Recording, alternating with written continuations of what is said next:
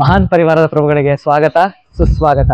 ಇವತ್ತಿನ ಸಂಚಿಕೆಯ ವಿಶೇಷ ಅತಿಥಿ ಸರಿಗಮಪದ ಸ್ಟ್ರಿಕ್ಟ್ ಪ್ರೊಫೆಸರ್, ಮುಕ್ತ ಧಾರಾವಾಹಿಯ ನಚಿಕೇತ್ ಹಾಗೂ ಅಮೃತ ಧಾರಾವಾಹಿಯ ಡಾಕ್ಟರ್ ಸಂಜಯ್. ಇಷ್ಟೆಲ್ಲ ಹೇಳಿದ್ಮೇಲೆ ನಿಮ್ಗೆ ಯಾರು ಅಂತ ಗೊತ್ತಾಗಿರ್ಬೇಕಲ್ವಾ? ಹೌದು, ಅವರೇ ಡಾಕ್ಟರ್ ಸುಚೇತನ್ ರಂಗಸ್ವಾಮಿ ಅವರು. ಅವರನ್ನ ಕಾರ್ಯಕ್ರಮಕ್ಕೆ ಸ್ವಾಗತಿಸೋಣ, ಬನ್ನಿ. ನಮಸ್ಕಾರ. ನಮಸ್ಕಾರ. ಹೇಗಿದ್ದೀರಾ ಸರ್? ಕಣ್ ತುಂಬಾ ಕಾಣಿಸ್ತೀನಿ, ಕೈ ತುಂಬಾ ಸಿಗ್ತೀನಿ, ಚೆನ್ನಾಗಿದ್ದೀನಿ. ಸರ್, ನಿಮ್ಮ ಬಾಲ್ಯ ಆಗಿರ್ಬೋದು ಅಥವಾ ನಿಮ್ಮ ಹುಟ್ಟಿನ ದಿನಗಳಲ್ಲಿ ಹೇಗಿತ್ತು ಪ್ರಾರಂಭದ ದಿನಗಳು? It was like any other childhood ಪಾ. ಅಂದರೆ ಇವಾಗಿನಷ್ಟು ಸೊಫಿಸ್ಟಿಕೇಟೆಡ್ ಆಗಿರಲಿಲ್ಲ, ಆಫ್ಕೋರ್ಸ್. ತುಂಬ ಚೆನ್ನಾಗಿತ್ತು. It was nice. ಆ್ಯಂಡ್ ನಾನು, ಅಣ್ಣ, ಅಪ್ಪ, ಅಮ್ಮ, ಆ್ಯಂಡ್ ಸ್ವಲ್ಪ ವರ್ಷ ನಾವು ಕಸಿನ್ಸು ಎಲ್ಲರೂ ಒಟ್ಟಿಗೆ ಇದ್ವಿ. We were in the same building and all that. ಸ್ವಲ್ಪ ದೊಡ್ಡವರಾಗ್ತಾ then we had a nuclear family. But it was always with my mother and brother. ಬೆಳವಣಿಗೆ ಜಾಸ್ತಿ. ಅಪ್ಪ ಯಾವಾಗಲೂ ಸ್ವಲ್ಪ ಬ್ಯುಸಿ ಇರ್ತಾಯಿದ್ರು. He was very busy in his work. And ನಾನು, ಅಮ್ಮ, ಅಣ್ಣ, we were like a pact great friends ಥರ ಚೆನ್ನಾಗಿತ್ತು. It was nice. Childhood was good. ಸಂಗೀತದ ಬಗ್ಗೆ ನಿಮಗೆ ಒಲವು ಯಾವಾಗ ಬಂತು ಸರ್? ಅಂದರೆ ಆಸಕ್ತಿ ಯಾವಾಗ ಬಂತು? ನನಗೆ ಬುದ್ಧಿ ಬಂದಾಗಿಂದ ನಾನು ಹಾಡ್ತಾ ಇದ್ದೀನಿ. ಸೊ ಬಹುಶಃ ಹುಟ್ಟಿದಾಗಿಂದನೂ ಇರ್ಬೋದು ಅದು. ಅಮ್ಮ ಐಡೆಂಟಿಫೈ ಮಾಡಿದಾಗ ನಾನು ತುಂಬ ಚಿಕ್ಕ ವಯಸ್ಸಿಂದನೂ I was reacting to music ಅಂತೆ. ಸೊ ಸಂಗೀತ ಹಾಗೆ ಬೆಳ್ಕೊಂಡು ಬಂದಿದೆ. ಒಂದು 3-4 ವರ್ಷದಿಂದನೂ ನಾನು ಅಮ್ಮನ ಹತ್ರ ಹಾಡು ಕಲ್ತ್ಕೊಂಡು ಹಂಗೆ ಬೆಳೆದಿದ್ದು. So there music is always there for a long time since. Sir, ನಿಮ್ಮ ಪ್ರಕಾರ ಇವಾಗ ನಿಮ್ಮ ಪ್ರೇರಣೆ ಯಾರು ಸಂಗೀತಕ್ಕೆ, ಅಥವಾ ನಿಮ್ಮ ಇನ್ಸ್ಪಿರೇಷನ್ ಅಂತ ಯಾರು ಇದ್ದಾರೆ sir? See, as a grown musician ಇವಾಗ ನಾನು ಸಾಕಷ್ಟು ಎಕ್ಸಾಂಪಲ್ಸ್ ಕೊಡ್ಬೋದು. ನಮ್ಮ ಗುರುಗಳು ಅಂತ ಹೇಳ್ಬೋದು. ಡಾಕ್ಟರ್ ಶ್ರೀಕಂಠನ್ ಸರ್ ಇರ್ಬೋದು, ಉನ್ನಿಕೃಷ್ಣನ್ ಸರ್ ಇರ್ಬೋದು. ಇವ್ರ ಹೆಸರುಗಳೆಲ್ಲ ಹೇಳ್ಬೋದು. ಆದರೆ ಅವರೆಲ್ಲ ಇನ್ಸ್ಪೈರ್ ಮಾಡೋಕ್ಕೆ ಮುಂಚಿಂದನೂ there was a musician who was already there inside ಮೀನು. So that itself is an inspiration ನನ್ನ ಪ್ರಕಾರ. ನನಗೆ ಇವಾಗ ಹಾಡಿದ್ರೆ ನನಗೆ ಖುಷಿ ಆಗುತ್ತೆ ಅನ್ನೋದೇ ಒಂದು ಇನ್ಸ್ಪಿರೇಷನ್. ಆಮೇಲೆ ಇವ್ರ ಥರ ಆಗಬೇಕು, ಇವ್ರ ಥರ ಹಾಡಬೇಕು ಅಂತ ನಮಗೆ ಅನ್ಸೋಕ್ಕೆ ಶುರುವಾಗಿದ್ದು ಬೇರೆ ಬೇರೆ ಗುರುಗಳ ಹತ್ರ ಕಲಿತಾಗ, ಬೇರೆಯವ್ರನ್ನ ನೋಡಿದಾಗ. Of course my gurus have always been great inspirations. And luckily ನನಗೆ ಒಳ್ಳೆ ಅಂದರೆ ಪ್ರಬುದ್ಧವಾದ ಗುರುಗಳೇ ನನಗೆ ಯಾವಾಗಲೂ ಸಿಕ್ಕಿದ್ದಾರೆ. ತುಂಬ ಒಳ್ಳೆ ಮಾರ್ಗದರ್ಶನ ಕೊಟ್ಟಿದ್ದಾರೆ. So I would name all my gurus. Doctor Srikantan sir, P Rama, Pustakam Rama ಅವರು, ಹಾಗೆ MS ವಿದ್ಯಾ ಅವರು, ಅದ್ರ ಜೊತೆಗೆ ಉನ್ನಿಕೃಷ್ಣನ್ ಸರ್, ಆಮೇಲೆ ನನ್ನ ಗುರುಗಳು ವೀಣೆ ಗುರುಗಳು ಡಾಕ್ಟರ್ ಸುಮಾ ಸುಧೀಂದ್ರ, ಹಾಗೆ doctor T Sharada. So everybody has inspired me a lot. Sir, ಸಂಗೀತ ಅಂತ ಬಂದಾಗ ಮತ್ತು ನಟನೆ ಅಂತ ಬಂದಾಗ ನೀವು ಎರಡನ್ನೂ ಬ್ಯಾಲೆನ್ಸ್ ಮಾಡ್ಕೊಂಡು ಹೋಗ್ತಾ ಇದ್ದೀರಾ. ಅದು ಎಷ್ಟು ಕಷ್ಟ ಮತ್ತು ಅದು ಯಾವ ಥರ ನಿಮಗೆ ಅದನ್ನು ಬ್ಯಾಲೆನ್ಸ್ ಮಾಡ್ತಾ ಇದ್ದೀರಾ? ನಾನು ಯಾವತ್ತೂ ಬರೀ ಗಾಯಕ ಅಂತ ನಾನು ಅಂದ್ಕೊಂಡೇ ಇಲ್ಲ. ಬರೀ ಗಾಯನ ಮಾಡಿದ್ರೆ ಒಬ್ಬ ಗಾಯಕ ಕಲಾವಿದನಾಗಕ್ಕೆ ಸಾಧ್ಯ ಇಲ್ಲ. ಅವನಿಗೆ ಎಮೋಷನ್ಸ್ ಬಗ್ಗೆ ಗೊತ್ತಿರಬೇಕು, ಅದರ ಎಕ್ಸ್ಪ್ರೆಷನ್ಸ್ ಬಗ್ಗೆ ಗೊತ್ತಿರಬೇಕು. ಸೊ ನನ್ನನ್ನು ನಾನು ಯಾವಾಗಲೂ ಕಲಾವಿದ ಅಂತ ಕರ್ಕೋತೀನಿ. ಈಗ ನಾನು ಟ್ರೈನ್ ಮಾಡುವಾಗಲೂ ಅಷ್ಟೇ, ಎಷ್ಟೋ ಜನ ಪ್ಲೇಬ್ಯಾಕ್ ಸಿಂಗರ್ಸ್ನ ಟ್ರೈನ್ ಮಾಡಿದ್ದೀನಿ. ಅವ್ರಿಗೆಲ್ಲ ಇದನ್ನೇ ಹೇಳೋದು, ನಿಮ್ಮ ಹಾಡು ಕೇಳಿದಾಗ ಒಬ್ಬ ಆ್ಯಕ್ಟರ್ಗೆ ಅವನ ಎಕ್ಸ್ಪ್ರೆಷನ್ಸ್ ಅರ್ಥ ಆಗಬೇಕು, ಒಬ್ಬ ಡೈರೆಕ್ಟರ್ಗೆ ಇದನ್ನು ಈ ಥರ ನಾವು ಪಿಕ್ಚರೈಸ್ ಮಾಡಬೇಕು ಅನ್ನೋ ಐಡಿಯಾಸ್ ಬರಬೇಕು, ಒಬ್ಬ ಕೋರಿಯೋಗ್ರಾಫರ್ಗೆ ಇದಕ್ಕೆ ಈ ಥರ ಡಾನ್ಸ್ ಮಾಡಿಸ್ಬೇಕು. ಸೊ ಹಾಡು is the first factor that is considered before shooting ಅಲ್ವಾ. ಸೊ ಆ ಕಾನ್ಸೆಪ್ಟ್ಸ್ನ ನಾನು ಇಂಬೈಬ್ ಮಾಡಿಕೊಂಡು ಅದನ್ನು ಅಭ್ಯಾಸ ಮಾಡಿಕೊಂಡು ಇದು ತುಂಬ ಹೆಲ್ಪ್ ಮಾಡಿದ ಇನ್ನೊಂದು ವಿಚಾರ ಏನು ಅಂದರೆ, I use to sing a lot for dance. Okay. Classical dance, ಭರತನಾಟ್ಯಮ್ಗೆ ತುಂಬ. ಅದರಲ್ಲಿ ಈ ಸಂಚಾರಿ ಭಾಗ ಅಂತ ಬರುತ್ತೆ. ಅಂದರೆ ಒಂದು ಸ್ಕ್ರಿಪ್ಟ್ ರೆಡಿ ಸ್ಕ್ರಿಪ್ಟ್ ಇರುತ್ತೆ. ಅದಲ್ಲದೆ ಡಾನ್ಸರ್ಸು ದೇ ವಿಲ್ ಎಮೋಟ್. ಇವಾಗ ಯಶೋದೆ ಕೃಷ್ಣನ ಆಟ ಆಡಿಸ್ತಾ ಇರೋದು ಅಥವಾ ಮುದ್ದು ಮಾಡ್ತಾ ಇರೋದೇನು, ಅವ್ರು ಅದನ್ನು ಅಲ್ಲೇ ಎನ್ಯಾಕ್ಟ್ ಮಾಡ್ತಾ ಇರ್ತಾರೆ. ಅವ್ರು ಎನ್ಯಾಕ್ಟ್ ಮಾಡುವಾಗ ನಾವು ಹಾಡಬೇಕು. ಅದಕ್ಕೊಂದು ಏನೋ ರಾಗ ಹಾಡ್ತೀವಿ, ಅದಕ್ಕೇನೋ ಒಂದು ಎಮೋಷನ್ ಕ್ರಿಯೇಟ್ ಮಾಡೋದಕ್ಕೆ, ಮೂಡ್ ಕ್ರಿಯೇಟ್ ಮಾಡೋದಕ್ಕೆ ಒಂದು ಮ್ಯೂಸಿಕ್ ಕ್ರಿಯೇಟ್ ಮಾಡ್ತೀವಿ. So I always use to like that. So ಅದ್ರ ಜೊತೆಗೆ ನನಗೆ ಸುಮಾರು ಜನ ಆ್ಯಕ್ಟರ್ಸ್ ಫ್ರೆಂಡ್ಸ್ ಇದ್ದರು. ಸೊ ನೀನು ಆ್ಯಕ್ಟ್ ಮಾಡು ಅಂತ. Then I got into acting. Balancing ಅಂತ ನನಗೇನು ಅನಿಸಲ್ಲ. It is hand in hand together. Sir, ನಿಮಗೆ ತುಂಬ ಚಾಲೆಂಜಿಂಗ್ ಅನ್ನೋವಂಥ ಒಂದು ಸ್ಟೇಟ್ ಅಂತ ಯಾವಾಗ, ಲೈಕ್ ಒಂದು ಏಜಲ್ಲಿ ಪರ್ಟಿಕ್ಯುಲರ್ ಆಗಿ ತುಂಬ ಚಾಲೆಂಜಸ್ ಫೇಸ್ ಮಾಡಿದ್ದೀನಿ ಅಥವಾ ತುಂಬ ಕಷ್ಟಗಳು ಪಟ್ಟಿದ್ದೀನಿ? ಎಲ್ಲರಿಗೂ ಸ್ಟ್ರಗಲ್ಸ್ ಅನ್ನೋದಿರುತ್ತೆ. ಸೊ ನಿಮಗೆ ಯಾವ ಥರ ಸ್ಟ್ರಗಲ್ ಆಯಿತು ಸರ್ ಇದೆಲ್ಲ ದಾಟಿ ಬರೋದು? ನನಗೆ ಸ್ಟ್ರಗಲ್ ಅಂತ ಆಗಿದ್ದು ಫಿಸಿಕಲ್ ಇಶ್ಯೂಸಿಂದ. I had a fall. ನಾನು 97 ನಾನು ಮೆಟ್ಲಿಂದ ಬಿದ್ದು ನನ್ನ ತಲೆ ಏಟ್ ಮಾಡ್ಕೊಂಬಿಟ್ಟೆ. ಆವಾಗ it was a very big challenge ನನಗೆ. I had to redo everything. ನಿಜವಾಗ್ಲೂ it was not easy for me to take it. ಏನಂತಾರದು ರಿಹೆಬಿಲಿಟೇಷನ್ ಪ್ರೋಸೆಸ್ ಇತ್ತಲ್ಲ, it was very difficult. About 6-7 months, ವರ್ಷಗಟ್ಲೆ ಆಯಿತು ಅದಾದಮೇಲೆ. ಬಟ್ ನೋಟಿಸಬಲಿ ಒಂದು 6-7 months ಒದ್ದಾಡಿದೆ. ಸೊ ಆ ಪ್ರೋಸೆಸ್ನ ನಾಪಿಸ್ಕೊಂಡಾಗ ಈಗಲೂ ಭಯ ಆಗುತ್ತೆ, ಹಿಂಗೆ ಬಂದೆ ಔಟ್ ಆಫ್ ಇಟ್ ಅಂತ. But again just in a span of 1 month I did my first concert after the operation. Operation ಆಗಿ 15 days ಆಗಿತ್ತು, ಬ್ರೈನ್ ಸರ್ಜರಿ ಆಗಿತ್ತು. ನನ್ನನ್ನು ಹಿಂಗೆ ಕಾಲರ್ ಹಿಂಗೆ ಹಿಡಿದ್ಬಿಟ್ಟು ಎಪ್ಸಿದ್ರು ಒಬ್ಬರು ಡಾಕ್ಟ್ರು. ಎಷ್ಟು ದಿವಸ ಮಲಗಿರ್ತೀಯ ಹಿಂಗೆ ಅಂತ ಎಪ್ಸಿದ್ರು. 15 ದಿವಸ ಆಗಿತ್ತು ಅಷ್ಟೊತ್ತಿಗೆ. ಕರ್ಕೊಂಡೋಗಿ ಅಲ್ಲೇ ಹಾಸ್ಪಿಟ್ಲಲ್ಲಿ ಇದ್ದಿದ್ದ ಒಂದು ದೇವ್ರ ಮುಂದೆ ನಿಲ್ಲಿಸಿ ಹಾಡು ಅಂದರು. ಅಲ್ಲಿ ನಡ್ಕೊಂಡು ಹೋಗಿ ಅಲ್ಲಿ ನಿಂತ್ಕೊಂಡು ಹಾಡಿದೆ. ದೇವ್ರು ಇನ್ನೂ ಕಿತ್ಕೊಂಡಿಲ್ಲ ಹಾಡನ್ನು ಅಂತ ಅನ್ನಿಸ್ತು. ನಿಜವಾಗ್ಲೂ ಆ ಶಕ್ತಿ, ದ್ಯಾಟ್ ವಾಸ್ ವೆರಿ ಚಾಲೆಂಜಿಂಗ್. ಅದಾದಮೇಲೂ ಕಪಲ್ ಆಫ್, ಇವಾಗ ಪುಟ್ಗೌರಿ ಮದುವೆ ಸೀರಿಯಲ್ ಮಾಡಬೇಕಾದ್ರೆ ಐ ಬ್ರೋಕ್ ಮೈ ಲೆಗ್. ಮಂಡಿ ಪಟೇಲ ಬೋನ್ ಮುರಿದೋಯ್ತು on the scene. While acting in the scene I broke my leg. So coming back from that, ಮತ್ತೆ ಕೂತ್ಕೊಂಡು ನೆಲದ ಮೇಲೆ ಕೂತ್ಕೊಂಡು ಹಾಡೋಕ್ಕಾಗತ್ತಾ, ವೀಣೆ ನುಡ್ಸೋಕ್ಕಾಗತ್ತಾ, ಈ ಥರದ್ದೆಲ್ಲ question marks. But I could overcome that. ಈ ಥರ ಸಾಕಷ್ಟು ಹೆಲ್ತ್ ಇಶ್ಯೂಸ್ನ ನಾನು ಫೇಸ್ ಮಾಡಿದ್ದೀನಿ. But always my brother is a doctor. So ಅವನು ನನ್ನ ಜೊತೆಗಿದ್ದು, ನನ್ನ ಫ್ಯಾಮಿಲಿ, ಮೈ ವೈಫು, ನಮ್ಮ ತಂದೆ ತಾಯಿ, ಅಣ್ಣ ಅದಕ್ಕೆ ಎಲ್ಲರೂ ನೋಡಿಕೊಂಡು they put me back into the side. ಸರಿ ಏನು ಮಾಡ್ಕೊಂಡೆ, ಸರಿ ವಾಸಿ ಆಗುತ್ತೆ. ವಾಸಿ ಆದಮೇಲೆ ಮತ್ತೆ they put me back into the driving seat ಥರ. So I start working again. Family has always been supportive, even my students, my friends ಎಲ್ಲ. So these are the basic challenges. And the other challenge, professional challenges ಏನು ಅಂದರೆ, see I am a classically trained musician. ಈ classical musician ಕಲಿತಾಗ ಅಥವಾ ಯಾವುದೇ classic art form ಕಲಿತಾಗ ಈ popular ಫೀಲ್ಡಿಗೆ ಬರೋದು ಸ್ವಲ್ಪ ಕಷ್ಟ. ಲೈಕ್ ಕ್ಲಾಸಿಕಲ್ ಮ್ಯೂಸಿಕ್ ಕಲ್ತಿರೋರಿಗೆ ಫಿಲ್ಮ್ ಮ್ಯೂಸಿಕ್ ಹಾಡೋದು ಕಷ್ಟ. ಅದು ಬ್ರ್ಯಾಂಡಿಂಗ್. ಅದು ಎಷ್ಟೋ ಅರ್ಥ ಮಾಡ್ಕೋಬೇಕಾದ್ರೆ ಏನು ಅಂದರೆ, ತುಂಬ ಫೇಮಸ್ ಇವಾಗ ಹರಿಹರನ್ ಇರ್ಬೋದು, ಅವ್ರು is a hard core classical musician, but is a very famous playback singer as well. Unnikrishnan sir, ನಮ್ಮ ಗುರುಗಳು ಪಿ ಉನ್ನಿಕೃಷ್ಣನ್ ಅವರು, ಈಸ್ ಅ ಇವಾಗಲೂ ಕಚೇರಿನೇ ಮಾಡೋದವರು, ಕ್ಲಾಸಿಕಲ್ ಕಾನ್ಸರ್ಟ್ಸ್ ಮಾಡ್ತಾರೆ, but is a fabulous playback singer. So ಈ ವಿಷಯ ಇದೆಯಲ್ಲ, ಆ ಮಿತ್ ಅಬೌಟ್ ಕ್ಲಾಸಿಕಲ್ ಆರ್ಟ್ ಫಾರ್ಮ್ಸ್, ಅದನ್ನು ಬ್ರೇಕ್ ಮಾಡಿ ನಾನು ಈ ಫೀಲ್ಡಿಗೆ ಬರೋದು ಸ್ವಲ್ಪ ಕಷ್ಟ ಆಯಿತು. ಇಲ್ಲಿ ಏನು ಅಂದರೆ, ಈ ಪಾಪ್ಯುಲರ್ ಆರ್ಟ್ ಫಾರ್ಮ್ ಫೀಲ್ಡಲ್ಲಿ ಏನು ಅಂದರೆ, ಇವನು ಕ್ಲಾಸಿಕಲ್ ಮ್ಯೂಸಿಷಿಯನು, ಇವನಿಗೆ ಲೈಟ್ ಮ್ಯೂಸಿಕ್ ಬರಲ್ಲ ಅಂತನೋ, ಹಾಡೋದಕ್ಕೆ ಇವ್ರಿಗೆ ಗೊತ್ತಾಗಲ್ಲ ಅಂತನೋ, ಈ ಥರದ್ದೊಂದು ಒಂದಷ್ಟು ಡಿಫ್ರೆನ್ಸಿಯೇಷನ್ ಕ್ರಿಯೇಟ್ ಮಾಡ್ತಾಯಿದ್ರು. And that struggle was there when I came into this.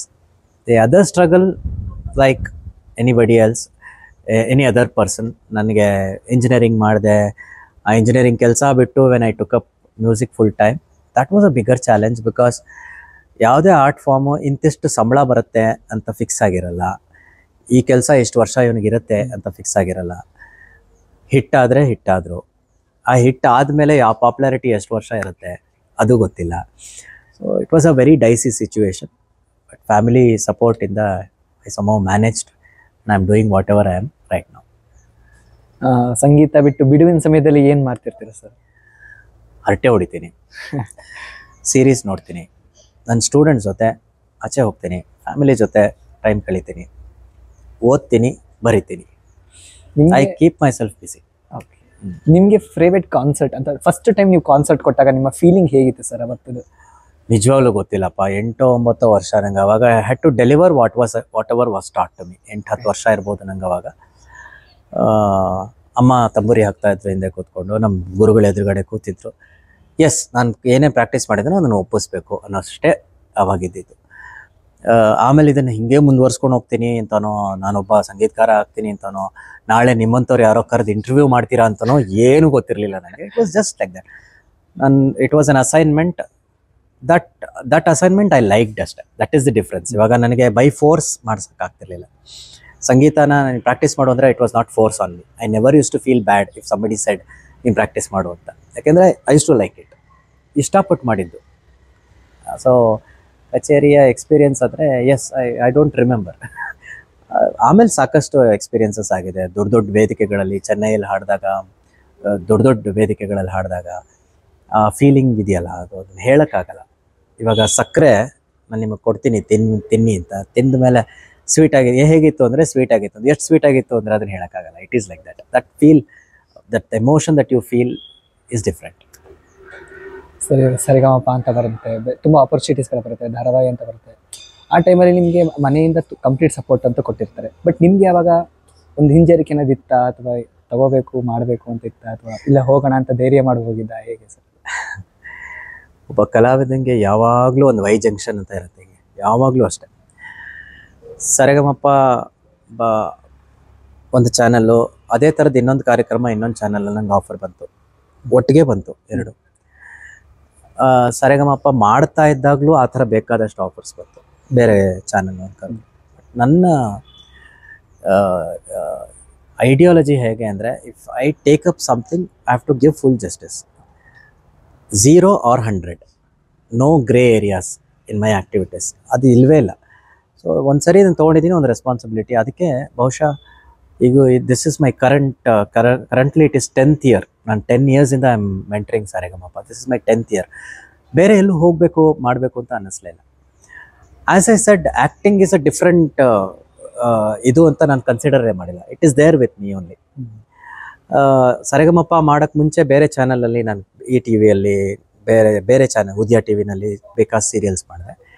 ಈಗ ನಾನು ಝೀಗೆ ಬಂದಮೇಲೆ I am not suppose to work in any other channel. So ಈಗ ಝೀಯಲ್ಲೇ ಒಂದು ಆಪರ್ಚುನಿಟಿ ಸಿಕ್ಕಿದಾಗ so I just took it up again ಅಷ್ಟೇ ಇವಾಗ. Otherwise Sarigamapa has always kept me very busy all through. Otherwise ನನ್ನ ಇನ್ಸ್ಟಿಟ್ಯೂಟ್ ಇದೆ, ಮೈ ಪರ್ಸನಲ್ ಇನ್ಸ್ಟಿಟ್ಯೂಷನ್ಸ್ ಇದೆ. So it's always there going on. Suchetan ಸರ್ಗೆ ಎಲ್ಲ ಸ್ಟೂಡೆಂಟ್ಸ್ ಫೇವ್ರೇಟ್ ಆಗೋದಕ್ಕೆ ಕಾರಣ ಏನಿರ್ಬೋದು sir? I don't behave like a teacher. Okay, first thing. ಅದನ್ನು ನೀವು ಏನಂತ ಕರಿತೀರೋ ನಂಗೆ ಗೊತ್ತಿಲ್ಲ. I always feel I am learning when I am teaching dum. Okay. And I become friends with them. First thing I do is I don't want them to hide anything from me, and so do I. ನಾನು ಏನು hide ಮಾಡಲ್ಲ. I become so open. ಇವ್ರ ಹತ್ರ ನಾನು ಏನು ಬೇಕಾದ್ರೂ ಹೇಳ್ಬೋದು, ಮಾತಾಡ್ಕೋಬೋದು ಅಂತ ಒಂದು ಟೈಪ್ ಇದು ಮೈಂಡ್ ಫ್ರೇಮಿಗೆ ಬಂದುಬಿಡ್ತಾರೆ. ಹಾಗೆ ಮುಂದುವರಿತಾ ಹೋಗುತ್ತೆ. ಸೊ ಸ್ಟೂಡೆಂಟ್ಸ್ ಅಂತ ಬಂದಾಗ ನಿಮಗೆ ಒಂದೇ ಏಜ್ ಕ್ಯಾಟಗರಿ ಅವ್ರು ಸಿಗಲ್ಲ, ಲೈಕ್ ದೊಡ್ಡವರು ಸಿಗ್ತಾರೆ, ಚಿಕ್ಕವರು ಸಿಗ್ತಾರೆ. ಆಗ ನೀವು ಅವ್ರಿಗೆ ಯಾವ ಥರ ಹೇಳ್ಕೊಡ್ತೀರಾ ಸರ್? ಅಂದರೆ ಚಾಲೆಂಜಸ್ ಹೆಂಗಿರುತ್ತೆ, ಅದನ್ನು ಹೇಳ್ಕೊಡ್ಬೇಕಾದ್ರೆ ಪರಿಸ್ಥಿತಿ ಹೇಗಿರುತ್ತೆ? ಫಸ್ಟ್ ಏನು ಅಂದರೆ, ಒಬ್ಬ ಟೀಚರ್ ಮತ್ತು ಸ್ಟೂಡೆಂಟ್ಗೆ ಒಂದು ನಂಬಿಕೆ ಬಂದ್ಬಿಡ್ಬೇಕು. ಈಗ ನಾನು ಹೇಳ್ಕೊಡ್ತಿರೋದ್ರ ಬಗ್ಗೆ ನನಗೆ ಕಾನ್ಫಿಡೆನ್ಸ್ ಇರಬೇಕು. ಚಿಕ್ಕ ಮಕ್ಳ ಜೊತೆನೂ ಹಂಗೆ ಇರ್ತೀನಿ, ದೊಡ್ಡವ್ರ ಜೊತೆನೂ ಹಂಗೆ ಇರ್ತೀನಿ. ದೇ ಆರ್ ಫ್ರೆಂಡ್ಸ್ ಥರ. I don't treat them differently.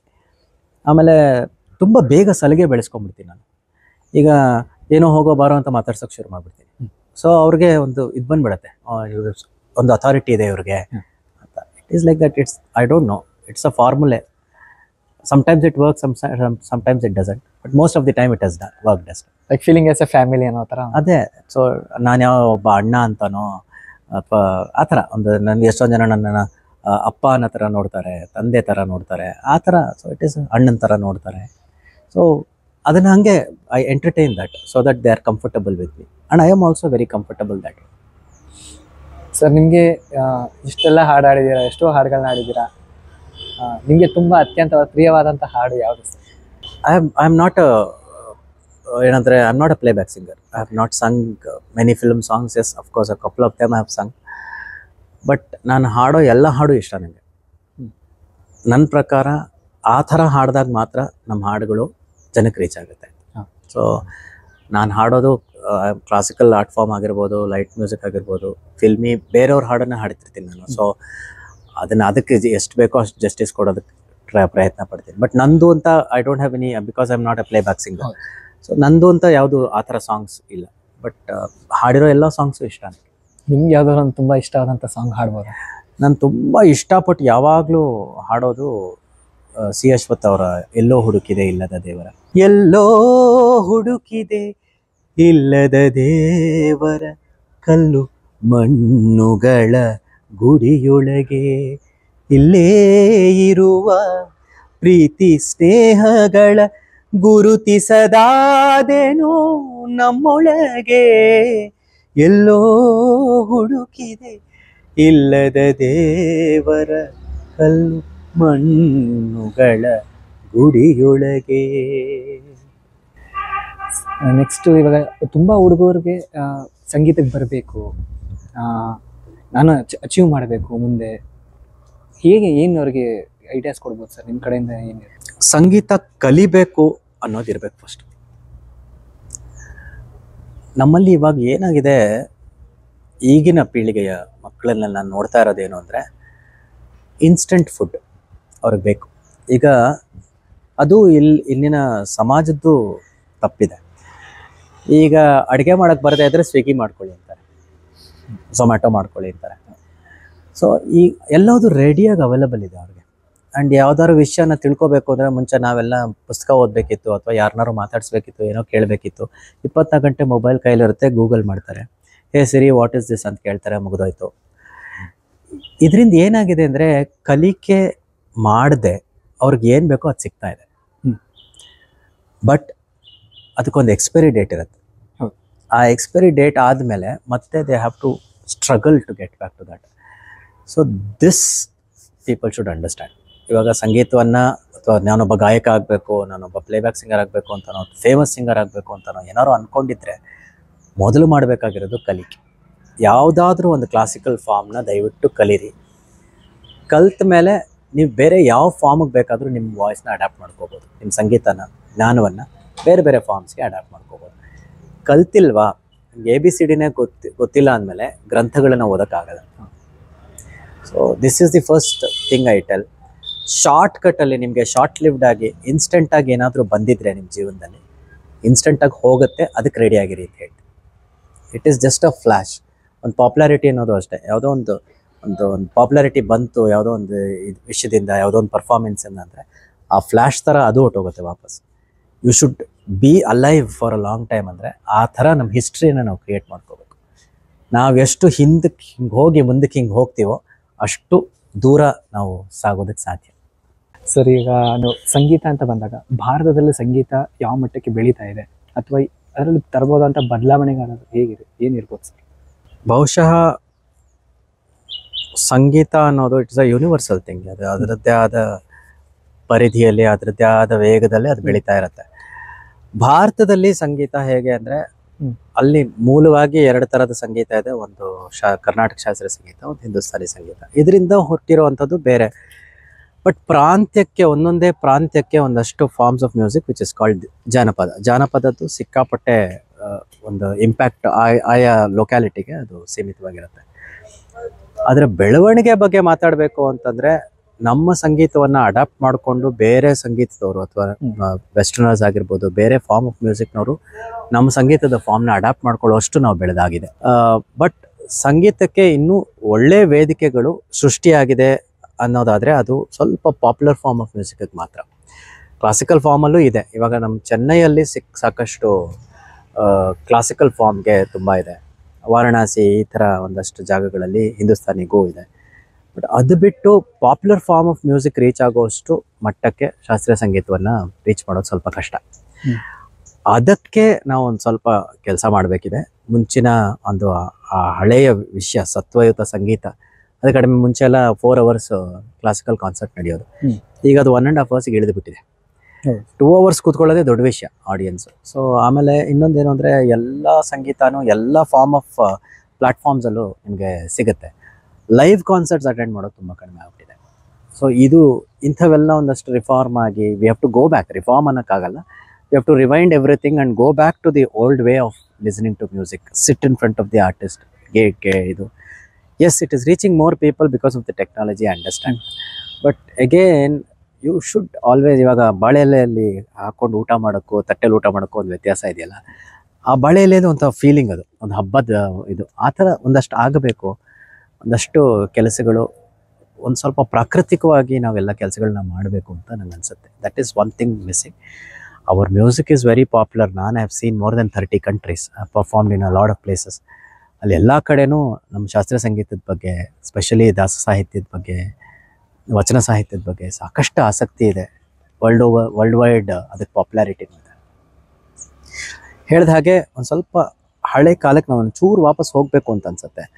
ಹೋಗಿ ಮತ್ತೆ ಆ ಥರ ಕಚೇರಿಗಳನ್ನ ಕೇಳೋದು, ಕೂತು ಎಲ್ಲರೂ ಆಡಿಯನ್ಸ್ ಆಗಿ ಆರ್ಟಿಸ್ಟ್ನ ಎದುರುಗಡೆ ಇಟ್ಕೊಂಡು ಕಾನ್ಸರ್ಟ್ಸ್ ಕೇಳೋದು, ಅದೆಲ್ಲ ಸ್ವಲ್ಪ ಹೆಚ್ಚಾಗಬೇಕು. ಸರ್, ನಿಮ್ಗೆ ಬೆಸ್ಟ್ ಫ್ಯಾನ್ ಮೂಮೆಂಟ್ ಅಂತ ಒಂದಿರುತ್ತೆ ಎಲ್ಲರಿಗೂ, ಒಂದು ಹಾರರ್ ಇದರಲ್ಲಿ. ನಿಮಗೆ ಬೆಸ್ಟ್ ಫ್ಯಾನ್ ಮೂಮೆಂಟ್ ಅಂದರೆ ಯಾವುದು ಸರ್, ನಿಮಗೆ ನೆನಪಾಗೋದು ಅಂದರೆ? ನಾನು ಮುಕ್ತ ಧಾರಾವಾಹಿ ಮಾಡ್ತಾ ಇದ್ದಾಗ ಒಂದು ಸೀನ್ ಇತ್ತು.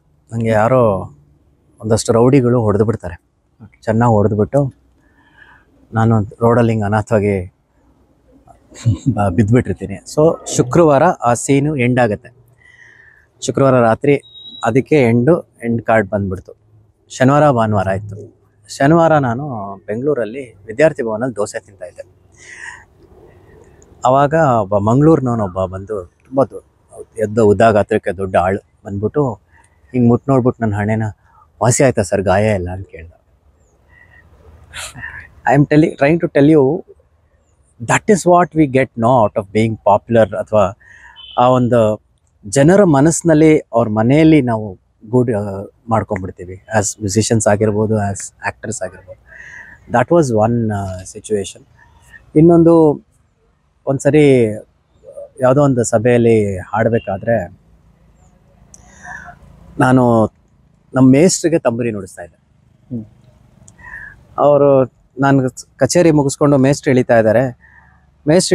ಅವ್ರನ್ನ ಓವರ್ಟೇಕ್ ಮಾಡಿಕೊಂಡು ಯಾರೋ ಬಂದ್ಬಿಟ್ಟು ನನ್ನ ಕಾಲಿಗೆ ಬೀಳ್ತಾ ಇದ್ರು. ಯಾಕೆ ಅಂದರೆ, ನೀವು ತಂಬೂರಿ ಇಟ್ಕೊಂಡಿದ್ದೀರಲ್ಲ ಸರ್, ನಾರದ ಸ್ವರೂಪ ನೀವು ಅಂತ. ದೀಸ್ ಆರ್ ನನಗೆ ಬೇರೆ ಇವಾಗ ಫೋಟೋ ತೆಕ್ಕೊಳ್ಳೋದು, ಇನ್ನೊಂದು ಸೆಲ್ಫಿ ತೆಕ್ಕೊಳ್ಳೋದು ಅದೆಲ್ಲ ಫ್ಯಾನ್ ಮೂಮೆಂಟ್ ಅಂತ ಅನ್ಸಲ್ಲ. ಇದು ನನಗೆ ಯಾಕೆ ಅನ್ಸುತ್ತೆ ಅಂದರೆ, ನಮಗೆ ಕೊಟ್ಟಿರೋ ಆ ದೈವಿಕತೆ ಕೊಟ್ಟಿರ್ತಾರಲ್ಲ ಅವರು, ನಮ್ಮನ್ನ ಒಂದು ಲೆವೆಲಲ್ಲಿ ಕೂರಿಸ್ತಾರಲ್ಲ, that is fan moment for me. That is what I like. ಈ ಥರ ಸಾಕಷ್ಟು ಆಗಿದೆ. ಸರ್, ನೀವು ಇಷ್ಟು ದೊಡ್ಡ ಸೆಲೆಬ್ರಿಟಿ ಅಥವಾ ನಿಮ್ಗೆ ಒಂದು ಪಾಪ್ಯುಲಾರಿಟಿ ಇದೆ, ಇದನ್ನು ನೀವು ಹೇಗೆ ಮ್ಯಾನೇಜ್ ಮಾಡ್ತೀರಾ ಸರ್? ಲೈಕ್ ಇಷ್ಟು ಡೌನ್ ಟು ಅರ್ತ್ ಇದ್ದೀರಾ ನೀವು, ಹೇಗೆ ಸರ್ ಇದು ಈ ಥರ ಪರ್ಸನಾಲಿಟಿ ಹೆಂಗೆ ಡೆವಲಪ್ ಆಗುತ್ತೆ? ನಂಗೆ ಇನ್ನೂ ಆ ವರ್ಡ್ದು ಅರ್ಥ ಆಗಿಲ್ಲ. ಸೆಲೆಬ್ರಿಟಿ ಅಂದರೆ ಏನು ಅಂತ ಅರ್ಥ ಆಗಿಲ್ಲ. ಆ ಒಂದು ಡೆಸಿಗ್ನೇಷನ್ನ ನಾವು ತಗೊಳಕ್ಕೆ ಏನೇನು ಮಾಡಬೇಕು ಅಂತ ಗೊತ್ತಿಲ್ಲ ನನಗೆ. Because I have always been working. ಸುಮ್ಮನೆ ಐ ಆಮ್ ಜಸ್ಟ್ ಗೋಯಿಂಗ್. ನನಗೆ ಇವಾಗ ಇದೊಂದು ಕೆಲಸ ಇದೆ, ಇಲ್ಲ ರೆಕಾರ್ಡಿಂಗ್ ಇದೆ ಅಂತ ಹೋಗಿ ಹಾಡ್ತೀನಿ, ಇಲ್ಲೊಂದು ಕೆಲಸ ಪಾಠ ಮಾಡಬೇಕಾ ಇಲ್ಲಿ ಹೋಗಿ ಮಾಡ್ತೀನಿ, ಇನ್ನೆಲ್ಲೋ ಒಂದು ಕಾನ್ಸರ್ಟ್ ಕೊಡಬೇಕಾ ಅಲ್ಲಿ ಹೋಗಿ ಮಾಡ್ತೀನಿ, ಆ್ಯಕ್ಟಿಂಗ್ ಮಾಡಬೇಕಾ ಇಷ್ಟೇ ನನ್ನ ಕೆಲಸ, ಡಬ್ಬಿಂಗ್ ಮಾಡಬೇಕಾ ಹೋಗಿ ಡಬ್ ಮಾಡ್ಬಿಟ್ಟು ಬರ್ತೀನಿ, ಇಷ್ಟೇ ನನ್ನ ಕೆಲಸ. And I should be busy the whole time.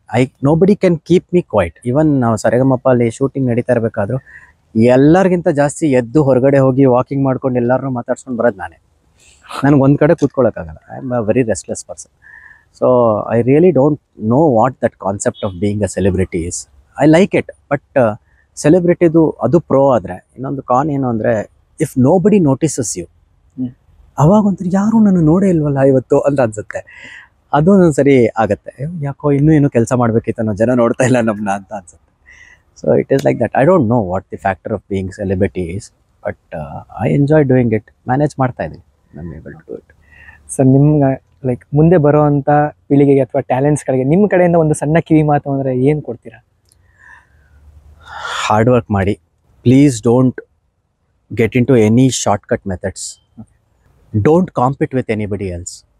Compete with your own self. Be better than what you are today. So ಈ ಥರದ್ದು ಒಂದಷ್ಟು. ಇನ್ನೊಂದು, ಯಾವುದೇ ನೀವೇನೇ ಇವಾಗ ಮ್ಯೂಸಿಕ್ ಆಗಿರಬಹುದು, ಇವಾಗ ನಾನು ಹೇಳ್ತಾ ಇರ್ತೀನಿ ಸುಮಾರು ಸರಿ, it is a comical thing. ಒಬ್ಬ ಕಳ್ತನ ಮಾಡೋಕ್ಕೂ ಒಂದು ಪ್ರೊಫೆಷನ್ಸ್ ಇರಬೇಕು. ಎಲ್ರಿಗೂ ಕಳ್ತನ ಮಾಡೋಕ್ಕಾಗಲ್ಲ. ಆ ಥರ ನೀವೇನಾದರೂ ಮಾಡಬೇಕು, ಅಚೀವ್ ಮಾಡಬೇಕು ಅಂತಿದ್ರೆ ಅದರಲ್ಲಿ ಏನು ನೀವು ಕೊಡಬೇಕು, ಅದೇನು ವರ್ಕ್ ಮಾಡಬೇಕು ಅದನ್ನು ವರ್ಕ್ ಮಾಡಿ. ಫಲ ಆಟೋಮೆಟಿಕ್ಕಾಗಿ ಬರುತ್ತೆ. Don't compare it with others achievements. Your achievement, just compare it with your own achievement. Do better next time, ಅಷ್ಟೇ. ಕೊನೆಯದಾಗಿ ನಮ್ಮ ವೀಕ್ಷಕರಿಗೆ ಒಂದು ಸಣ್ಣ ಹಾಡು ಮೂಲಕ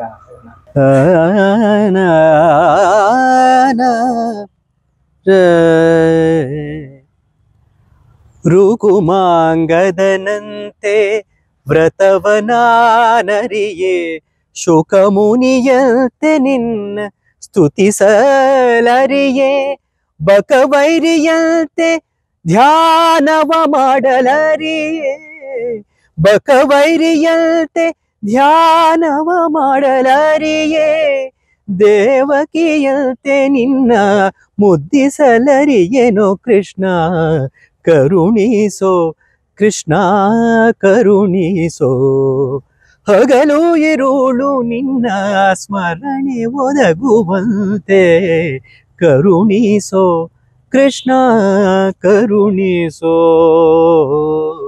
ಓ ಓ ಹರಿ. ಧನ್ಯವಾದಗಳು ಸರ್. Thank you. ವೀಕ್ಷಕರೇ, ನೋಡಿದ್ರಲ್ಲ, ಇಷ್ಟೊತ್ತವರೆಗೂ ಅವರ ಇಂಥ ಬ್ಯುಸಿ ಶೆಡ್ಯೂಲಲ್ಲೂ ಕೂಡ ಬಿಡುವು ಮಾಡ್ಕೊಂಡು ಬಂದು ನಮಗೆ ಸಂದರ್ಶನ ಕೊಟ್ಟಿದ್ದಕ್ಕೆ ಸುಚೇತನ್ ರಂಗಸ್ವಾಮಿ ಸರ್ ಅವರಿಗೆ ತುಂಬ ಹೃದಯ ಧನ್ಯವಾದಗಳು ಸರ್.